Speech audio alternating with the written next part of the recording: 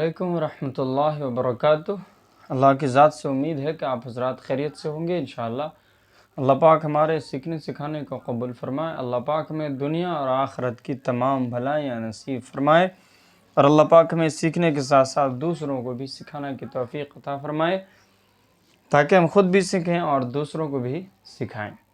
چونکہ رمضان کورس چل رہا ہے اور اس رمضان کورس میں مختلف مضامین شامل ہیں، مختلف مسائل شامل ہیں، اور اسی وجہ سے ابھی نورانی قاعدہ کا سبق وہ کبھی کبھی جا رہا ہے، اور باقی بات جب رمضان کورس مکمل ہو جائیں گے پھر نورانی قاعدہ کا سبق اور عربی گرامر کا سبق چلے گا۔ ابھی مسائل کے سبق چل رہے ہیں، تو اسے پورا جب میں کر لوں گا تو انشاءاللہ پھر نورانی قاعدہ کا سبق چلے گا، پھر عربی گرامر کا چلے گا، اور عربی گرامر کا بھی پلے لسٹ بنا ہوا ہے اور نورانی قاعدہ کا بھی پلے لسٹ بنا ہوا ہے۔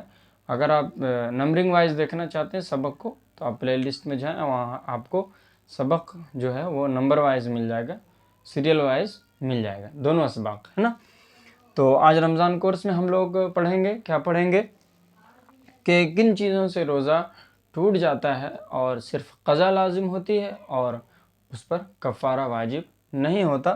تو چلیے آج کے اس سبق میں ہم لوگ شروع کرتے ہیں۔ یہ ہے آپ کے سامنے کیا کہ روزہ ٹوٹ جاتا ہے، صرف قضا لازم ہے، کفارہ نہیں۔ قضا کیا ہے اور کفارہ کیا ہے یہ پچھلے سبق میں نے آپ کو بتایا۔ اگر آپ نے وہ سبق نہیں دیکھا ہے تو ضرور دیکھ لیں، ڈسکرپشن میں لنک دے دے رہا ہوں تاکہ آپ دیکھ لیں کہ قضا کیا ہے اور کفارہ کیا ہے۔ چلیے تو شروع کرتے ہیں کہ صرف روزہ ٹوٹ جاتا ہے، کفارہ نہیں۔ کسی نے زبردستی روزہ دار کے منہ میں کوئی چیز ڈال دی اور وہ حلق میں اتر گئی تو روزہ فاسد ہو گیا، قضا واجب ہوگی۔ یعنی ایک روزہ کے ساتھ ایسا ہوا تو صرف ایک ہی روزہ ہمیں قضا کرنی ہوگی، اس پر کفارہ واجب نہیں۔ کفارہ کیا ہے؟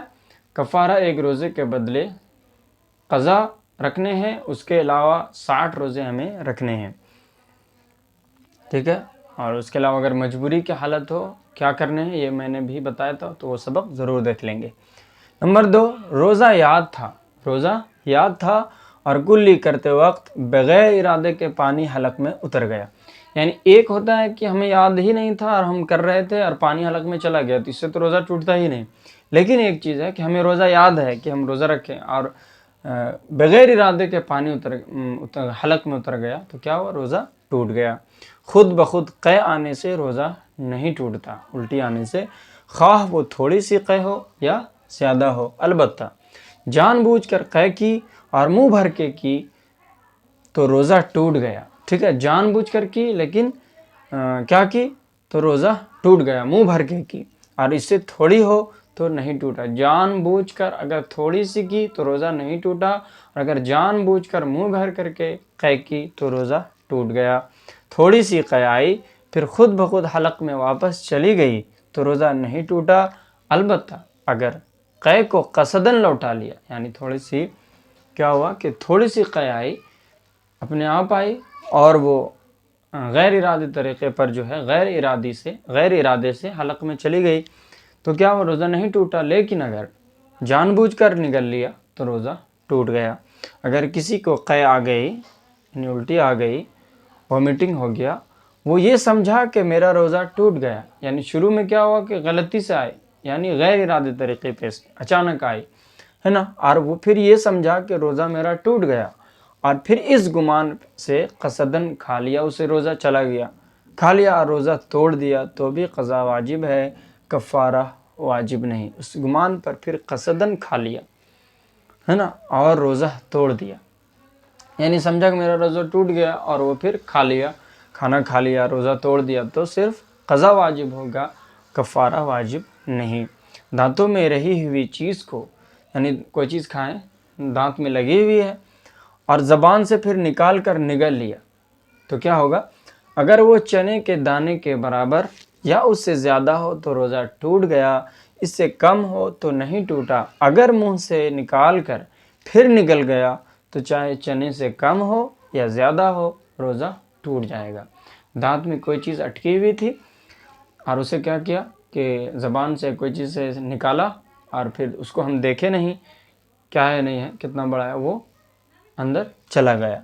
تو وہ اگر چنے سے کیا کہہ رہا ہے کہ اگر نکال کر گیا، اگر وہ چنے کے دانے کے برابر یا اس سے زیادہ ہو، جبکہ وہ چنے کے دانے کے برابر یا اس سے زیادہ ہو تو روزہ ٹوٹ گیا، اس سے کم ہو تو نہیں ٹوٹا. کم ہو، چنے سے کم ہو تو روزہ نہیں ٹوٹا، اس کے برابر بھی ہو تو روزہ ٹوٹ جائے گا، لیکن کم ہو تو نہیں ٹوٹا. اگر منہ سے نکال کے دیکھ لیا اور اگر وہ چنے سے کم تھا پھر روزہ ٹوٹ گیا. دانتوں میں سے نکلا ہوا خون نکل گیا جبکہ خون تھوک سے زیادہ ہو تو صرف قضا واجب ہوگا. کسی نے بھولے سے کچھ کھا پی لیا، پھر یہ سمجھا کہ میرا روزہ ٹوٹ گیا، اس وجہ سے پھر جان بوجھ کر کچھ کھایا تو روزہ ٹوٹ گیا. قضا واجب ہے، کفارہ واجب نہیں. کسی نے جان بوجھ کر نہیں کیا بلکہ انجانے میں کھا پی لیا اور پھر یہ سمجھا کہ روزہ ٹوٹ گیا اور پھر وہ کھا لیا تو اس سے قضا واجب ہوگا، کفارہ نہیں. یہ سمجھ کر کہ ابھی صبح صادق یعنی اذان فجر کا وقت نہیں ہوا، یعنی ابھی سحری کا وقت باقی ہے، یہ سمجھا اور سحری کھا لی. پھر معلوم ہوا کہ صبح صادق کے بعد کھایا پیا تھا، یعنی سحری کا وقت ختم ہو گیا تھا تب میں نے کھایا تھا، یہ معلوم بعد میں ہوا تو صرف قضا لازم ہے، کفارہ نہیں، اس سے روزہ نہیں ہوگا. بادل یا غبار کی وجہ سے یہ سمجھ کر کہ سورج غروب ہو چکا ہے، یعنی سورج ڈوب چکا ہے اور روزہ افطار کر لیا، بعد میں معلوم ہوا کہ ابھی دن باقی تھا، ہے نا. اسی طرح گھڑی پر وقت غلط ہونے یا کسی کے غلطی سے وقت سے پہلے اذان دینے کی وجہ سے وقت سے پہلے روزہ افطار کر لیا تو بھی قضا لازم ہوگی. یعنی کیا ہوا کہ بادل کی وجہ سے یہ سمجھا کہ سورج ڈوب گیا اور وہ افطار کر لیا تو روزہ ٹوٹ گیا، اس سے کیا ہوا، قضا لازم ہوگا، کفارہ نہیں. یا پھر کسی نے غلط خبر دی، پہلے اذان دے دی تو اس سے قضا واجب ہوگا، کفارہ نہیں. کیا ہوگا، قضا واجب ہوگا، کفارہ نہیں. اب آگے دیکھیں، رمضان المبارک کے علاوہ اور دنوں میں کوئی روزہ جان بوجھ کر توڑ دیا، تو اس سے صرف قضا لازم ہوگا، ہے نا، اس سے صرف قضا لازم ہوگی اور کفارہ واجب لازم نہیں ہوگا. رمضان المبارک کے علاوہ جان بوجھ کر توڑ دیا، لیکن رمضان میں الٹا ہے، اگر جان بوجھ کر توڑ دیا رمضان میں تو کفارہ بھی واجب ہوگا اور قضا بھی لازم ہوگی. روزہ کی حالت میں ٹوتھ پیسٹ یا منجن سے دانت صاف کرنا مکروہ ہے، ٹھیک ہے. اگر اس میں سے کچھ حلق میں اتر جائے تو روزہ ٹوٹ جائے گا، قضا لازم ہوگی. ٹوتھ پیسٹ وغیرہ اگر جان بوجھ کے یا پھر ایسی جان بوجھ کے کیا، منجن سے دانت صاف کرنا مکروہ ہے، اگر کر لیا تو مکروہ ہے.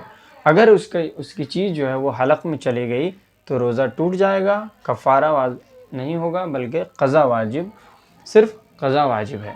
روزہ پورا کرنے کی صورت میں مرض کی شدت یا مدت